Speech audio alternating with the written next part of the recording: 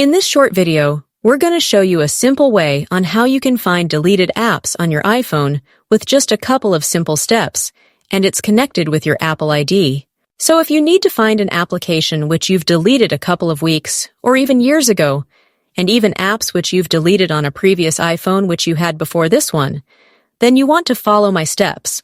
The first thing that you want to do is to open the App Store on your iPhone and then make sure that you're logged in with your Apple ID account.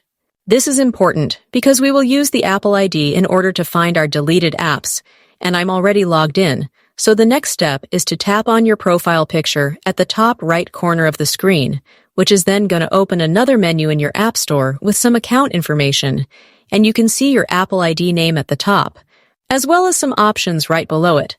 And what we will click on is this Apps section right here.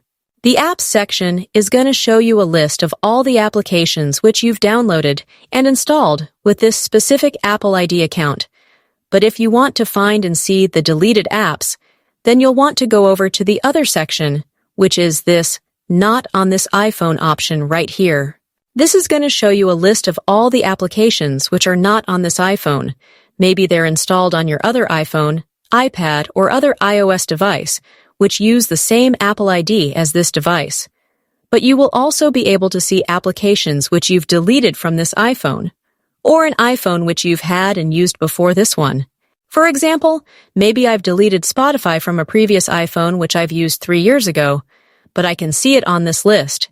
And if you need that specific app once again, just tap on the little cloud icon right here in order to download and install that application on your iPhone right now. And that's about it. But if you don't see that deleted app which you're looking for on this Not on this iPhone list, then you've probably used a different Apple ID account to download that specific app, and that's why you don't see it. If this video was helpful to you and you learned how to find deleted apps on your iPhone, then please make sure you leave a like on this video and subscribe to the channel for more similar tutorials like this one.